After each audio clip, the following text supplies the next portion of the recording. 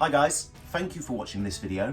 Today I'm going to do something slightly different, and that is discuss/react to the news that we're about to get brand new Beatle releases. So, for some context, let's discuss what we know so far. We know that Now and Then, which I'll discuss in a little bit more detail in a minute, is going to be released on November the 2nd. Also, on November the 10th, we're going to be getting brand new releases of both the Red and Blue albums originally released in 1973. Now, I appreciate that you probably know this already, but just in case you don't, here's a little bit of background about Now and Then. Now and Then was a home recording, recorded by John at his home in the Dakota in the late 70s. That recording, alongside 3 others, was eventually given to Paul McCartney via Yoko Ono in the mid-90s in order to accompany what was then the release of the 3 anthology albums and anthology films. Anthology 1 starts with, of course, Free as a Bird, Anthology 2 starts with Real Love, and Anthology 3 was supposed to start with Now and Then. The 4 recordings did also include John Lennon's Grow Old With Me, but that was deemed a little bit too sombre for what was supposed to be a new Beatles mix.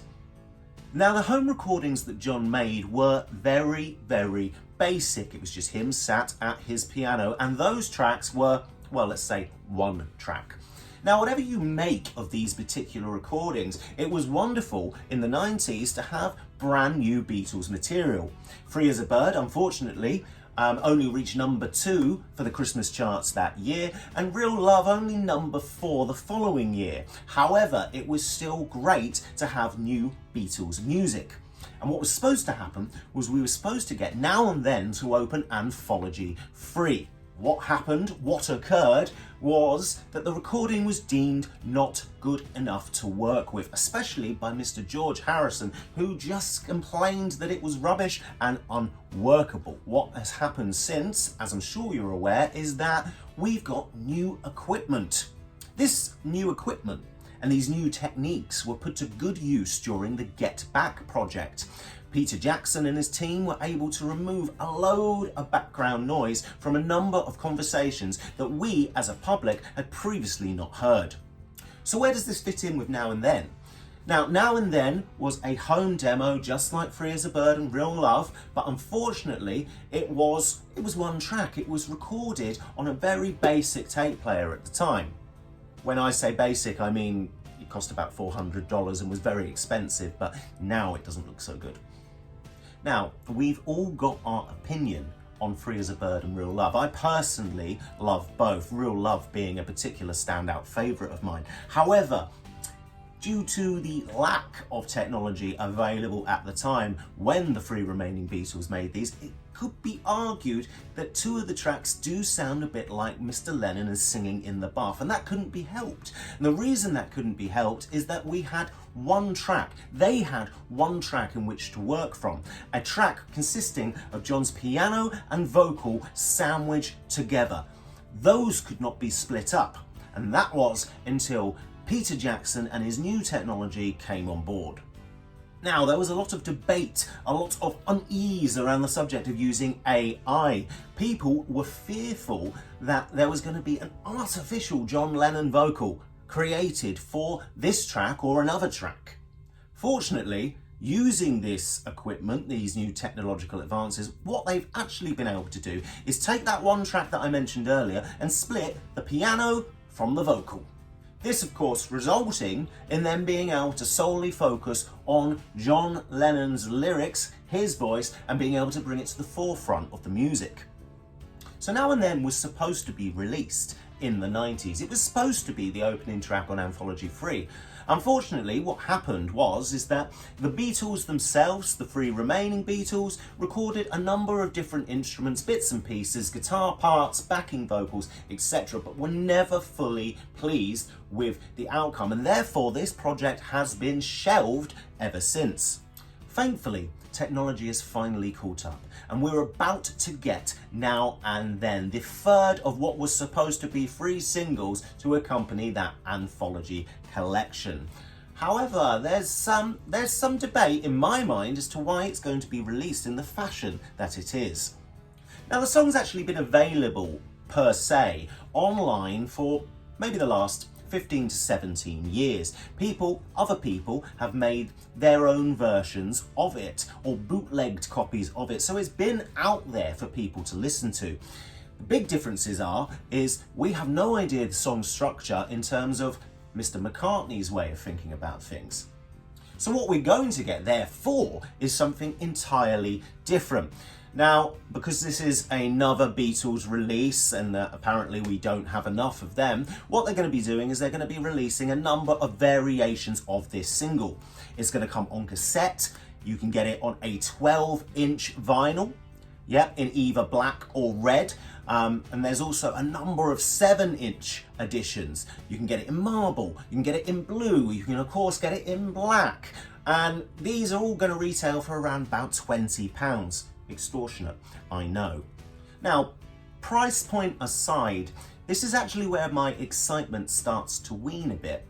Don't get me wrong, I'm delighted that we're finally getting Now and Then, and I am looking forward to getting that on the day, much like many of you are as well. However, there's a few things I just don't understand. Artwork aside, that's for a different conversation, that's for a different debate. My issue is why is it being released on a different collection of songs? I'll just break that down a little bit. Now, as I've said, Free as a Bird, Real Love, Now and Then, supposedly, they were all planned to be the opening tracks on the anthology albums. But there are no anthology albums coming out. There's no new re-release of that. There's no new special remix, no box. No, we're not doing that. Instead, what they're doing is they're bringing out brand new editions of both the Red and the Blue album. Now, both of these were actually originally released in 1973, and to many people they were their gateway into the Beatles catalogue.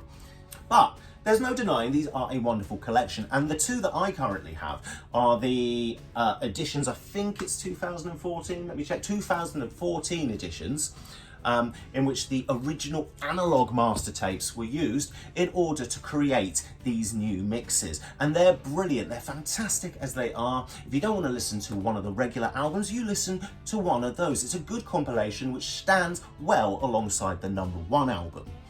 However, a decision has been made that with these re-releases, which are coming out on November the 10th, they're going to add a number of songs which were perhaps missed off the first time around.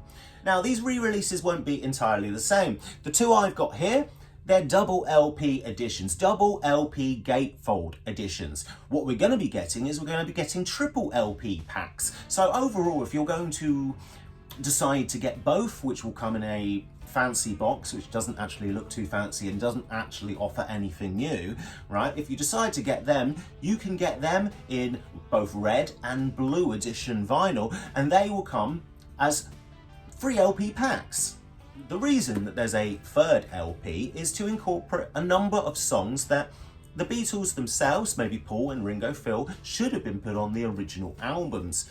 One great thing of note is the addition of 2 Harrison tracks on the Red album, because for some reason all the Harris songs were missing from the 1973 edition.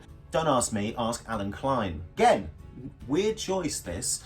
The CD editions, which are going to be accompanying these vinyls, which will come in both red and blue or your traditional black, they add these tracks in chronological order. However, the LP, you just get a number of ones that weren't previously on it, bunged onto a third LP, which goes behind the original running time or running order.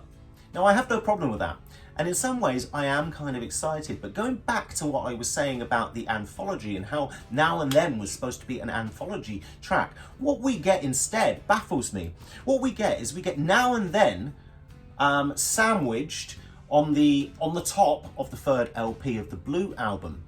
But do you get Free as a Bird? Do you get Real Love? No, you don't. For some reason, they have been completely omitted, and all we get is this one new strange track from 2023, which doesn't fit at all in, guess what, the 1967 to 1970 collection. It just doesn't make sense. In fact, I'd go so far as to say it completely grinds my gears. Why could we not have a new anthology edition? Why, if you weren't going to do an anthology edition, did you not put Free as a Bird and Real Love on these red and blue albums? It just doesn't make sense. And also, this is my final gripe, and I'm sorry if I'm banging on, but my final gripe being is that I was really hoping, I was praying, I was excited about the prospect of a Rubber Soul release this year. Last year we got Revolver in a flash box set. I was hoping for the same for what is my favourite Beatles record. But instead, what do we get? We get compilations we don't need. I mean, it's been 9 years since we had a reissue of these as they stand, and to be honest, they're very good. Why do we need more? And this leads or begs the question of, is this just another cash cow? Now, I'm not going to sit here and sound like a hypocrite, because in some ways I am. I'm a Beatles fan, like the rest of you. I adore this group. They have shaped my life in many, many ways. And therefore, will I be purchasing these sets at some point? Of course I will. I've already pre-ordered the single. The red, the blue album, I don't even need it. I don't see the point, but yet something is telling me to click on that link, go on Amazon and buy another one for an extortionate 140 quid. In summary, I'm delighted that we're finally going to be getting a brand new Beatles release. Now and then, I can't wait. I might buy multiple copies, we'll see. Yeah, it's a very proud and special day, and it's also, I'll tell you what, it's also really good to know that McCartney kept his word.